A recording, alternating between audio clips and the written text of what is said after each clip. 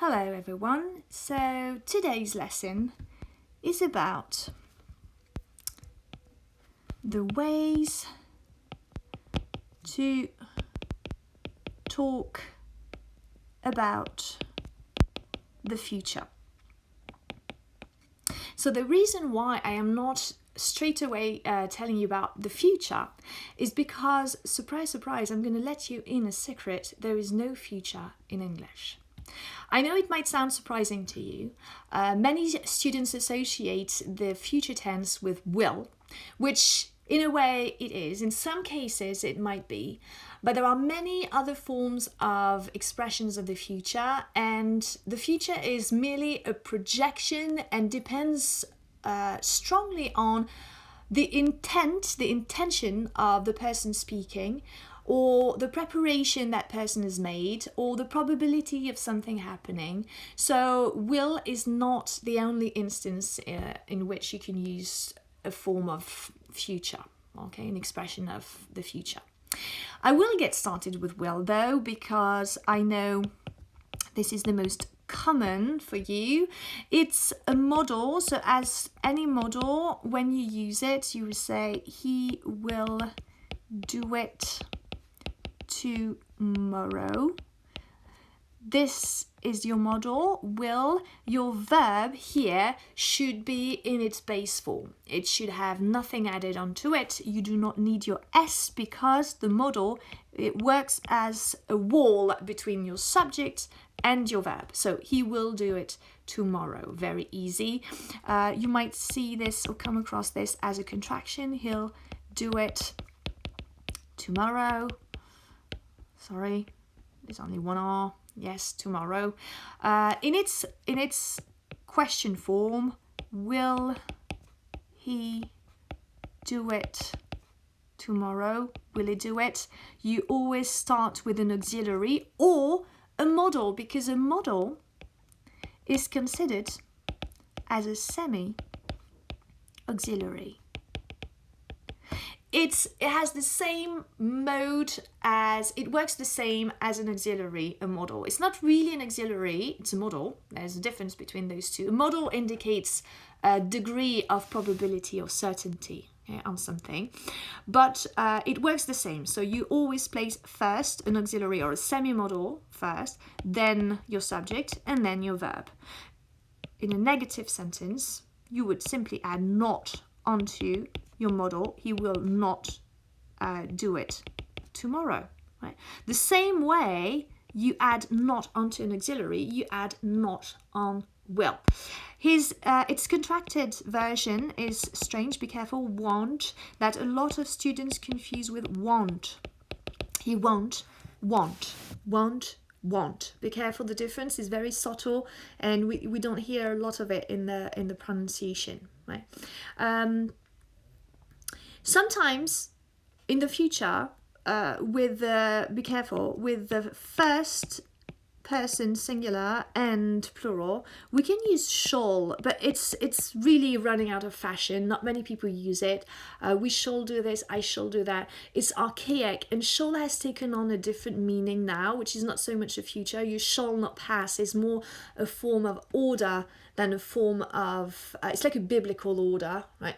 Rather than a future. So this you should leave aside, unless you are in a particular situation in which you feel that there is this, as I said, very official element into it, or very archaic idea. Now, will, when to use it? Well, the meaning of will in English, will means something. It means you have your intent on doing something. You have an intention. If you say, will you marry? I will, which means I want to, and I'm going to do it. I'm determined. That's will. So this meaning will be at the heart of the reasons why we use will in the future tense. Because when you use will to express a future, what you do is you make a prediction. based on your opinion or your experience. So it's a form of projection in the future from what you already know.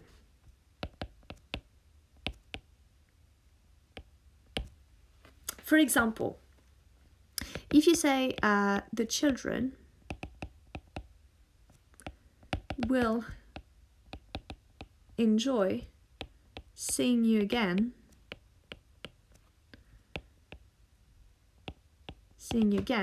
this will is a projection. I know that the children like you, so I project from my experience that they will enjoy seeing you again. So this is when we use will most of the time. It's often used with a future time marker.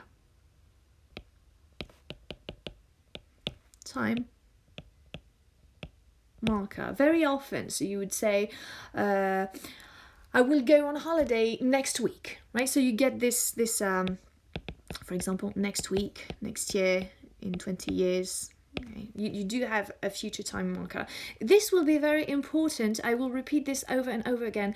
In many situations, you need to add the time marker because as there is no form of future itself, the sentences you will use to express the future could be understood differently if there wasn't a future time marker. And I will explain this a bit later. So the other reason for using will, so that was the first one, you make a prediction, okay, based on your opinion. The second reason for using will is when you make a decision at the moment you speak. Making decision at the moment of speaking.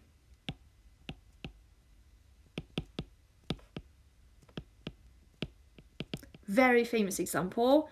Someone rings at the door, someone knocks at the door, and you say, I'll get it. It doesn't mean that you project from your experience that in the future you might do that. No, I'll get it is a decision you make instantly, at the moment you make that decision. Okay, I would like to come back on this idea of projection because we project and we predict what may happen. Most of the time, will is used with verbs like I bet, I hope, I imagine, I reckon, I think. Because when you think something, you just project, you imagine something. I wonder what the weather will be like next week. I'm sure he'll come round. So you're projecting things, and those verbs are verbs that can trigger this projection. What else can I tell you about this? When you use will in an if sentence, there is a difference between those two examples. I'm going to open a bottle of wine if you want some, which means you can help yourself. If you want some, go ahead. Right. See, I'm using I'm going to, which is another form of future we will discuss in a few minutes. But if you used will, I'll open a bottle of wine. No, actually, no comma. If you want some. If you want some. The difference between those two is that here you are determining this action will happen if. It depends on this if clause. If you want some wine, I'll open a bottle of wine. But in this previous sentence, I've made that decision already. I will open a bottle of wine. So help yourself if you want some. This the fact that that person will open a bottle of wine doesn't depend on this. This is just something, a suggestion or an offer that is made to the person. If you want some, go ahead, because I'm going to open a bottle of wine. Anyway, I've made that decision. Going to is when you've made that decision before. Will is you are projecting something that is dependent on this if. Only if you want some wine will I open a bottle of wine. Okay, so that's already a bit of a difference between these two forms that I'm going to come to in a minute. Now, will can also be used in its gerund form. So you could say will be plus the verb in ing. For example, I will be reading this book. And this, most of the time, is used for an action that will be ongoing in the future. You understand the meaning of be plus ing. This gerund means that something is ongoing. It's in the process. We're in the middle of something. So I will be reading this book when you come back home next week, or by the time you finish this, I will be reading this book. I will be in the middle, in the future. By that time, I will be in the middle of something. So let's say this is, remember this, our time. This is the future. Here, I will be in the middle of an action. I will be watching. I will be right in the middle of watching. When you call me next week at this time, I will be right in the middle of this action. I will be watching, I don't know, the Olympic Games, for example. Okay? This time next week, I will be swimming. So next time here, I will be in the middle of the swimming activity. We can also use the will be plus ing when you want to express a normal order of things. Let me explain. If you tell someone, I guess I'll be seeing you next week. We're seeing you next week.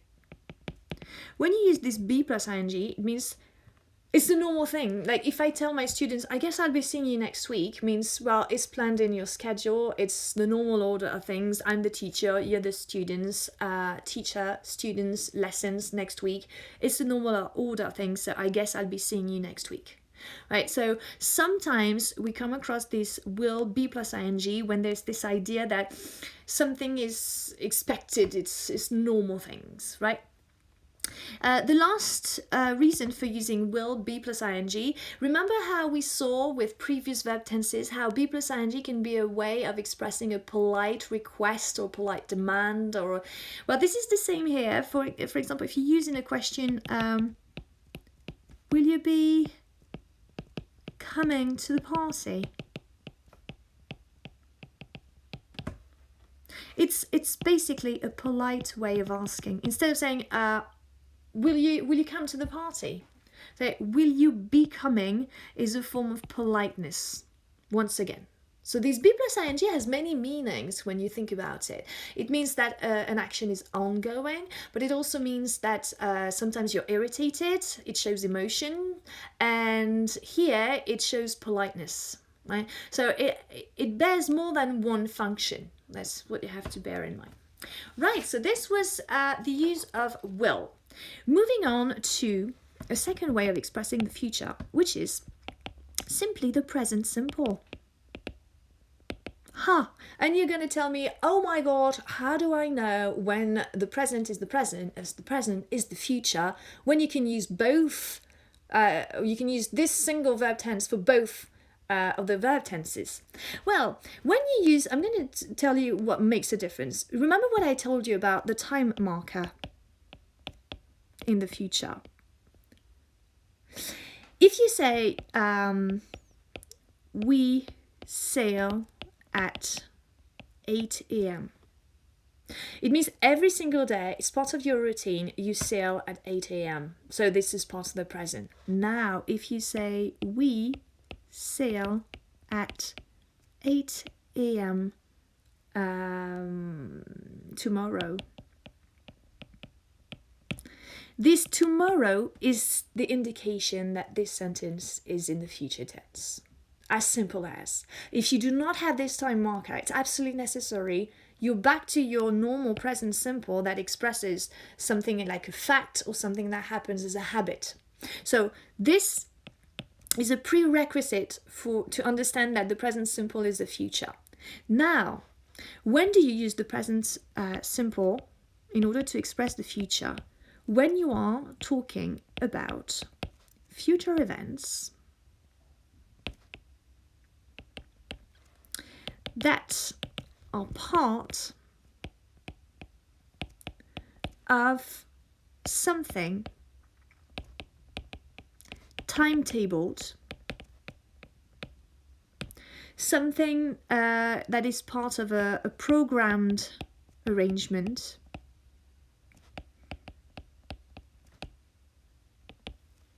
or a routine. So something that is planned, but because it's a very objective, very official program, I'm gonna write this the American way because I don't have space. Most of the time we use it for, and remember this, for schedule or timetables or official programs. But I would say, and what I recommend my students to remember is that this is the British way. Schedule and timetable. So think about trains, train timetables or bus timetables. Say the train leaves at 7 tomorrow. And I think even in French we use the present simple in order to express this future. We don't usually use the future actually to translate this. So the train starts, or you would say the English class starts at 1 p.m. tomorrow. It's part of a schedule. So that's when you use the present simple. Right. Another way of expressing the future is to use the present once again, but continuous, which is this be plus ing. Now, this one is an interesting one because, for example, if you say, I'm traveling to Iceland next week. The fact that you get next week indicates that this is the future. Why would you use a be plus ing? Well, this shows that you have the firm intention, or that you have made a definite decision to do something. So when you say, I'm traveling tomorrow, it means I've made that decision. And it might not be arranged. We don't know, okay? It might not be arranged.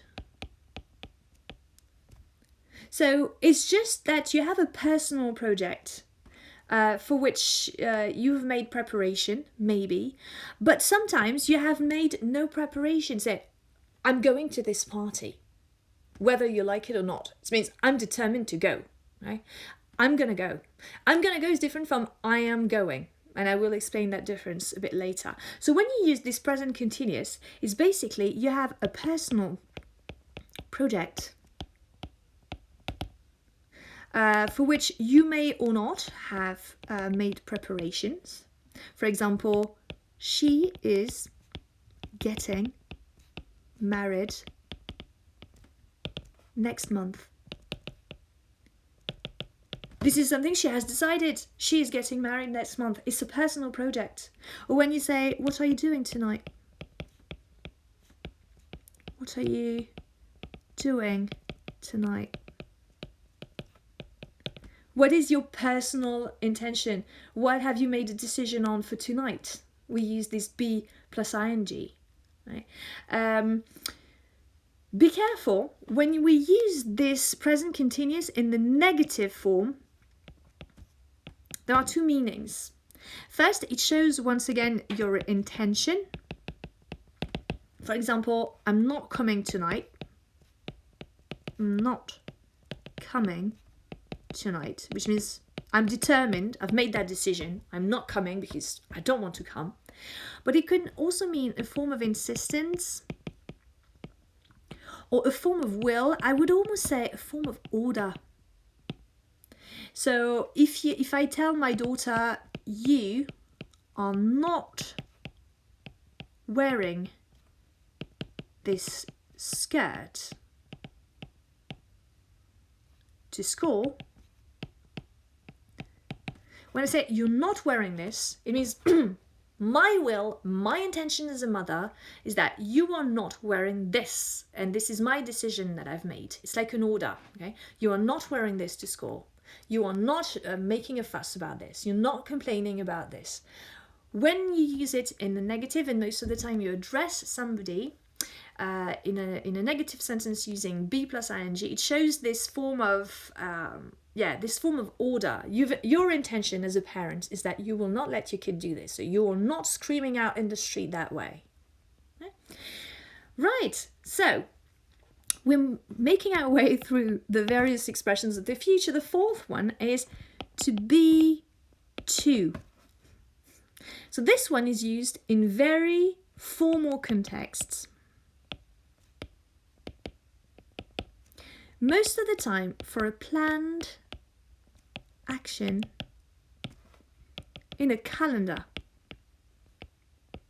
You're going to tell me, oh yeah, but we've already said that when something in the present simple was part of something that was timetable, programmed or routine, we use this present simple. Yes, but don't forget that I said this applied to schedule and timetable most of the time, maybe transportation, right? Or things that are part of a regular schedule.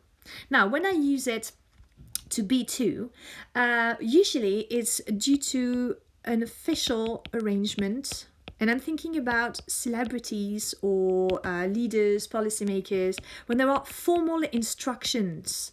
It doesn't mean it happened like in a schedule, like every week your English course is at this time. But for example, if you say the Queen is to meet the German Chancellor, it means it's planned in a calendar. It doesn't happen all the time, but this is part of an official instruction, official arrangement. So it has to be very formal. We also use it, so this is the first reason for using it, we also use it when we give orders. Remember what we said earlier about this B plus ing here. You're not wearing this. Now you can, this translates or betrays the intention of the parents. It shows my decision as a parent is made. Now, you can use be to when you give order, simply order, and it doesn't mean that it's your decision, it's just how it is. Okay, it's factual. Children, and we see this a lot in the rules of schools, for example.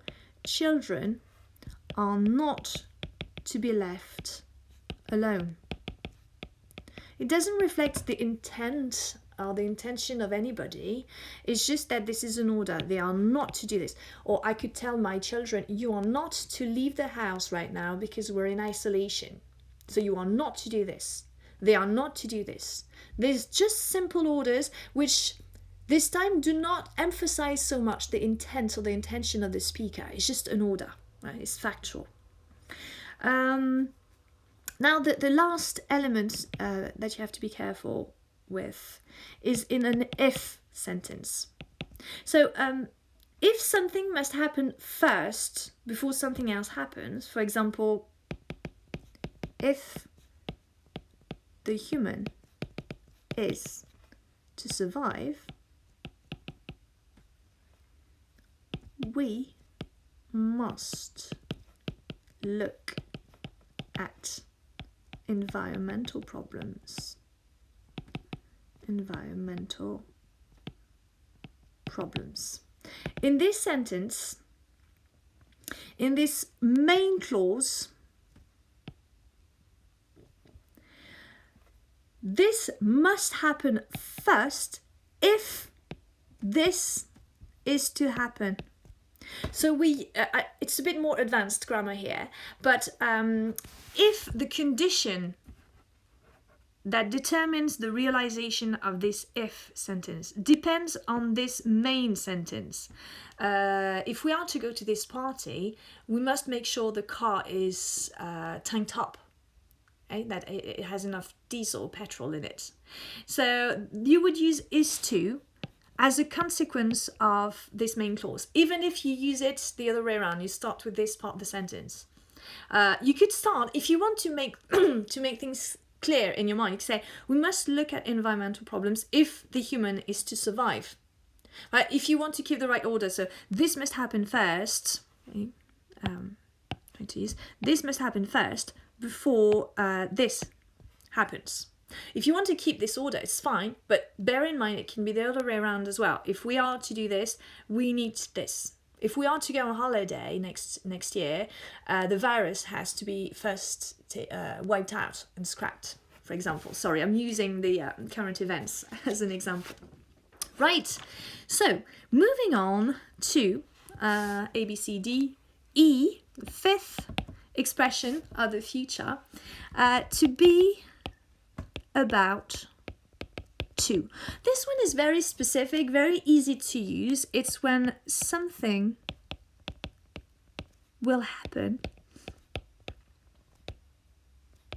in the near future. And I mean very near future, which means it's imminent.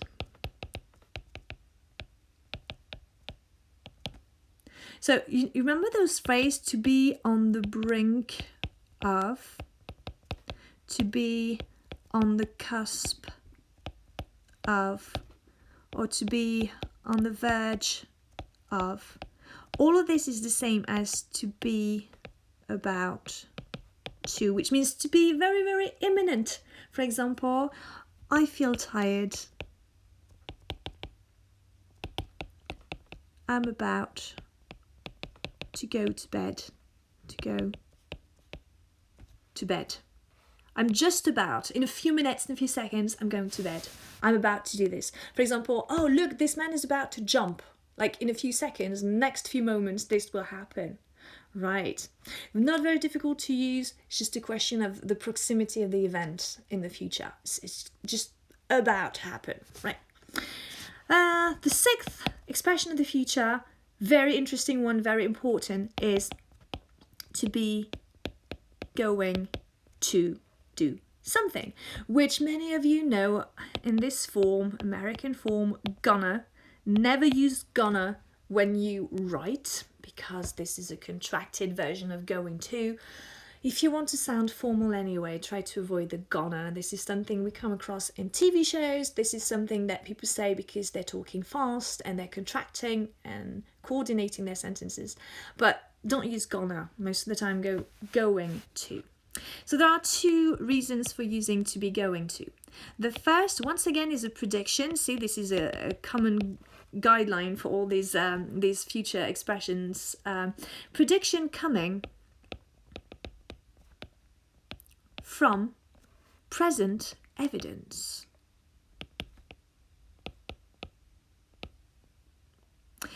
For example, if you say, look at those clouds in the sky. It's going to rain.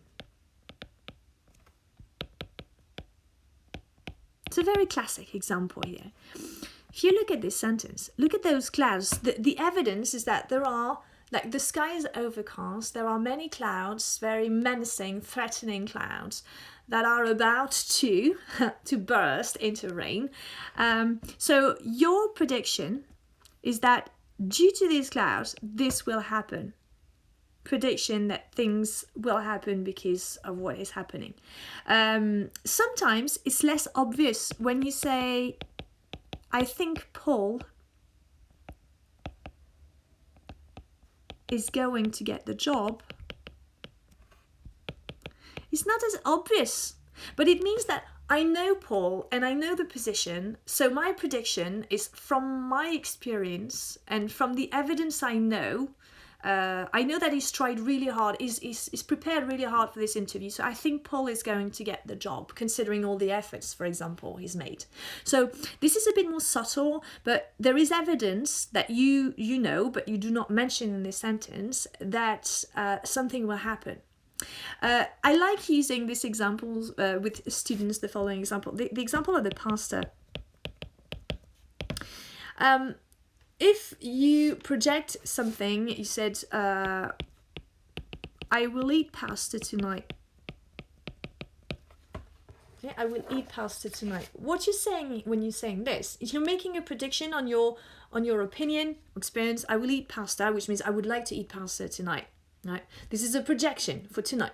Right? I might have pasta. If, for instance, you already have bought pasta, that you are in your kitchen, that the water is boiling, that everything is set and ready for you to cook the pasta, you could say, I'm going to eat pasta. And the reason why you're going to eat pasta is because from the present... Oh, sorry, that's not what I wanted to do. From the present evidence, which is that you already have set everything ready for cooking pasta, you're gonna eat pasta. The prediction is really strong. Like, probability is very, very high that you might eat pasta because you've already started, basically. Okay. Now, the second reason for using be going to, once again, is an intention. And that's when it becomes difficult, because we said that be plus ing was an intention. Be going to is an intention as well. Ha! I will explain the difference. So it's a decision that has already been made. If you say, we need the car. We need the car. We're going to see your grandparents. Going to see your grandparents. It means that, well, our decision to see the grandparents has been made. It's already been made. So that impacts the situation. We're not discussing this anymore. This will happen. We have made that decision, right? So now we need the car. Same thing if you say, I'm tired. Sorry, I'm tired. I'm going to have an early night. I'm going to have an early night. You have made that decision that you want to go early to bed, right? You are tired. This is the reason why you're making that decision. My decision has been made. My intention is clear to me. I'm going to bed. Made that decision, right? So, interesting is, what is the difference between be plus ing and be going to? Remember, this is an intention, this is an intention, right? Look at those two examples. Sometimes they're very telling. I'm seeing her tonight. This is my personal project. I'm going to try to make that clean. Project. If you said, I'm going to see her tonight, I took the decision already. I took the decision already. This is not, I'm not expressing my project is to see her. I'm seeing her tonight. Okay, that's what I want to do. When I say I'm going to see, it means my decision has been taken already. I'm already talking about the preparations, because I'm not insisting so much on what I'm projecting. I'm insisting on the fact that that decision is not to be discussed. It's done already. I'm going to see her tonight. Right? That's already something we know about. Now that's why I need to buy a new dress, for example. So I'm going to see her tonight. dress or suit or whatever. So the difference is very subtle. So that decision is taken already in this example, which means that maybe we're stressing more what is coming after. I'm going to see her tonight, that's a decision that's been made. That's why I need a car to go and see her. I'm not discussing the fact that this will happen because that decision has already been taken. When said I'm seeing her tonight, what you mean by using this be plus ing is that you have the firm intention, you have made a decision, but it might not be arranged. In the second one, it's been arranged already. There is evidence that you will do it. Remember this idea that there is evidence in the situation? But this is how we make that difference. The evidence is that I've already called her, maybe. I've already got a text message from her telling me that she confirmed we would be seeing one another. When you say just I'm seeing, you are simply making that decision, but it hasn't been necessarily arranged. Right? It's just an intention. When you say I'm going, it means there is evidence that already that will happen. Right. We are not done with the future, very sadly for you guys, because there is something else we need to discuss, which is a bit difficult, is the future, which is seen from the past. So remember this timeline?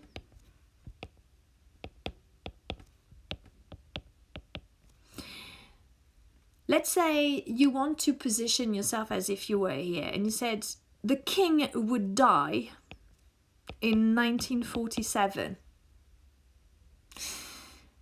You are in the past projecting a future, but all of this happens in the past. The king would die, or the president would meet, the president was to meet the chancellor on that date. So we are imagining that we're projecting this situation, but we are in the past.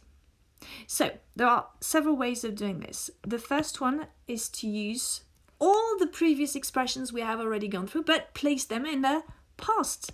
So all you have to do is change the verb be. So for example, be to, if it's planned events. Okay, so if you said the Queen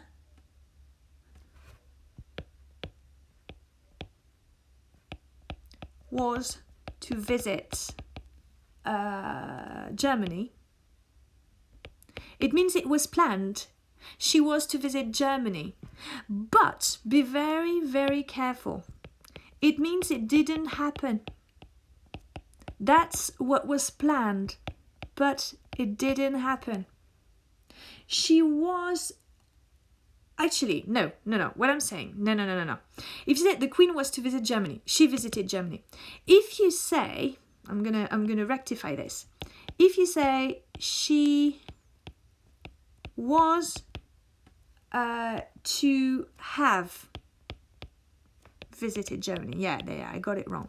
So if you use be to, something was planned, the Queen was to visit Germany, it was planned and she did. Now, if you use she was to have visited, so if after was to you use a perfect version with have plus past participle, it means that it didn't happen. So if you say she was to have visited Germany, but her trip was cancelled, right? It didn't happen. But if you said she was to visit Germany at the time, and she did, okay? So it was a planned event in the past. I so wanted to tell you this, that I rushed into this. Now, the second expression that we've seen that can be placed in the past, used in the past, is be plus ing in the past.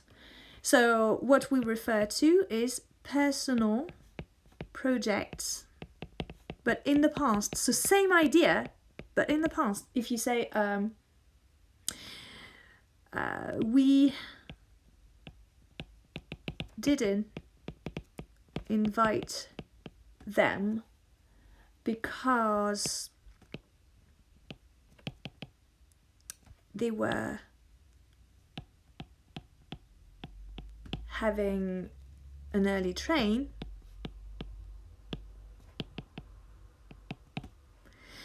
it means that their project was to take an early train, so they were having an early train. That was their personal project. That was their intention, was to take an early train. Okay?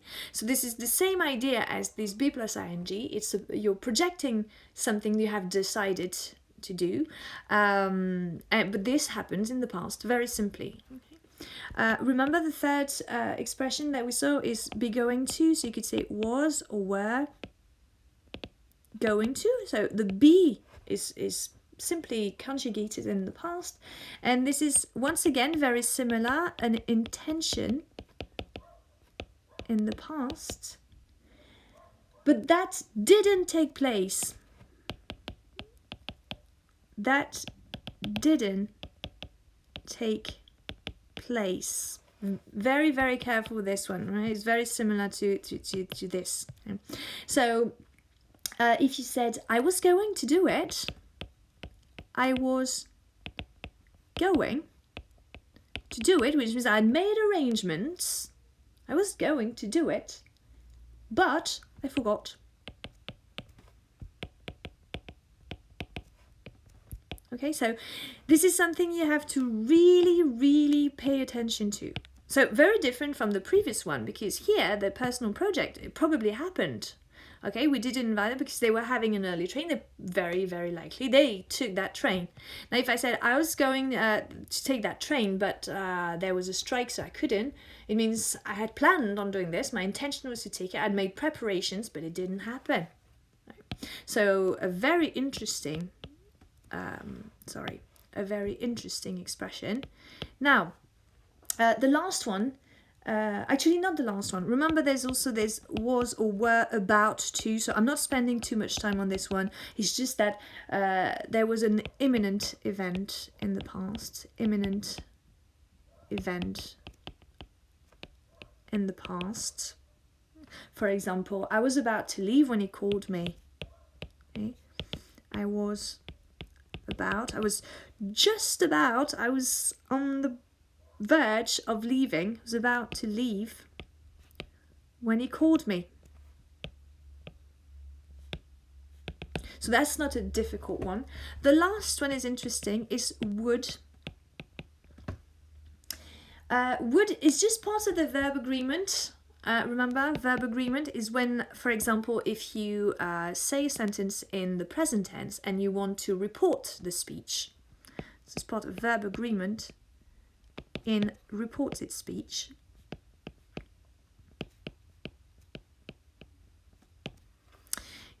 You have to change the verb tense. For example, he says he will cook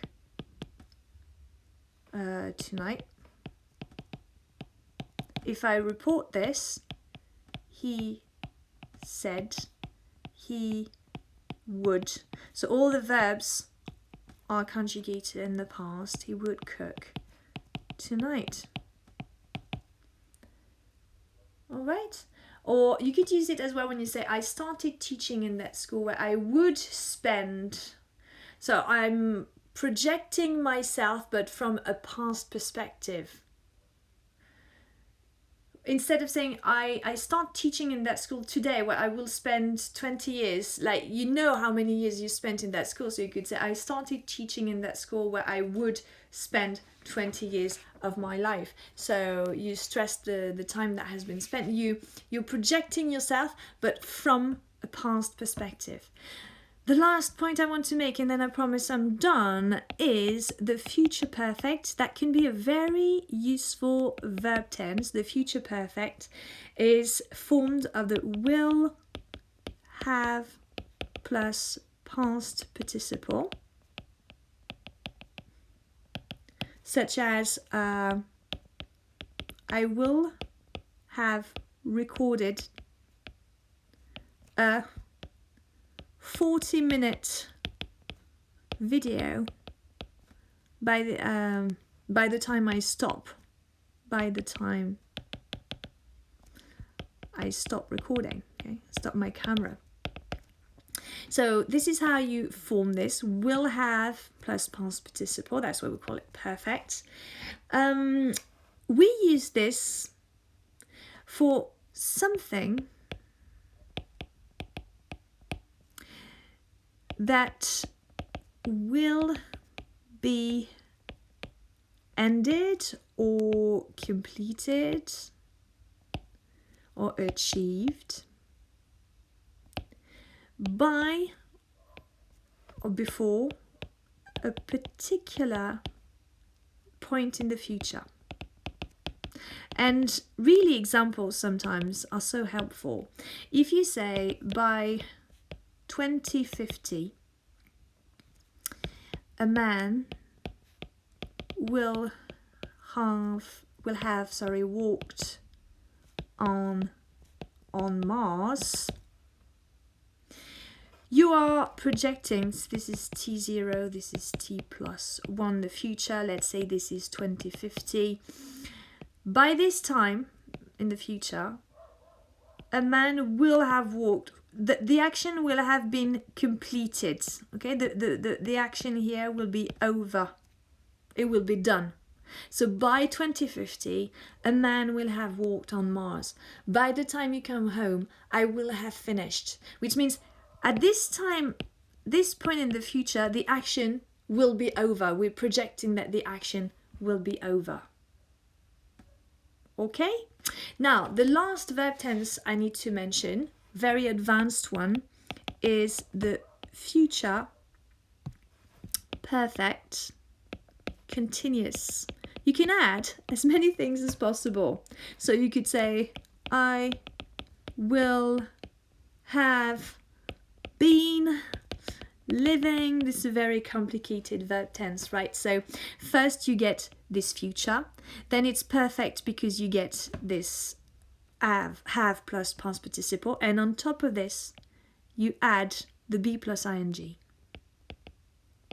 Okay, you get the be plus ing. So you can add many basically many nuances to what you're saying.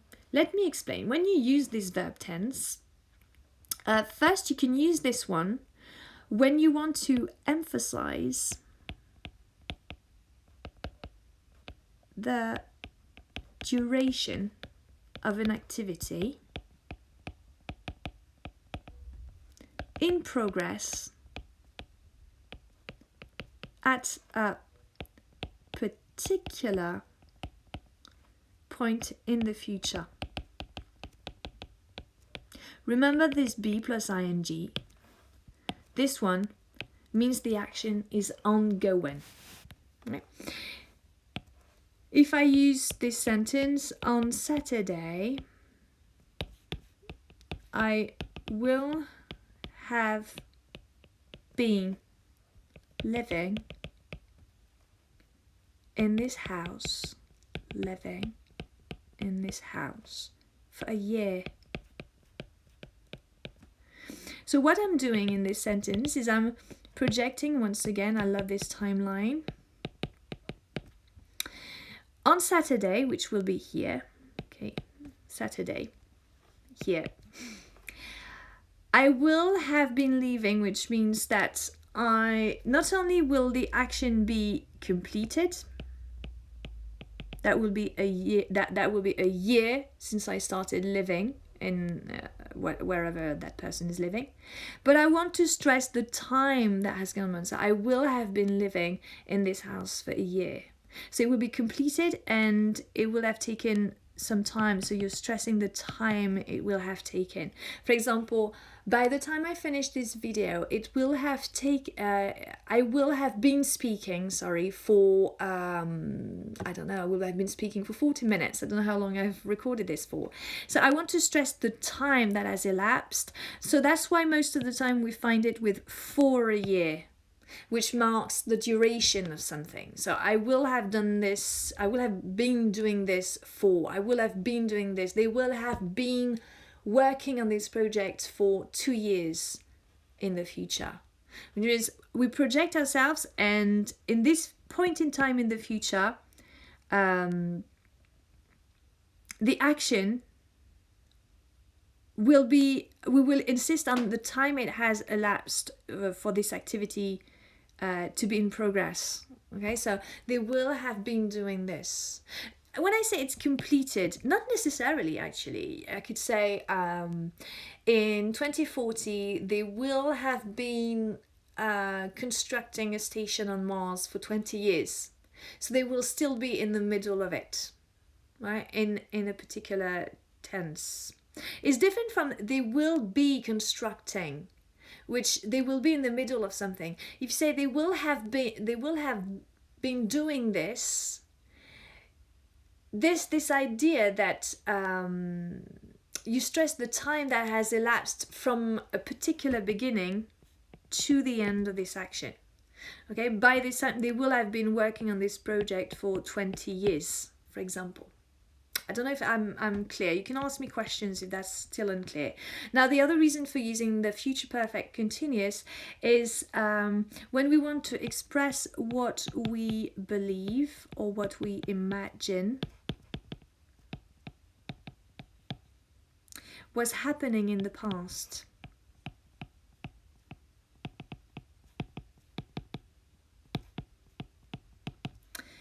For example, but be careful. We use it for a present situation, but we imagine, so we're talking in the present, we imagine what was happening at the time. For example, motorists will have been asking themselves whether or if, so this is very advanced as well. Speed cameras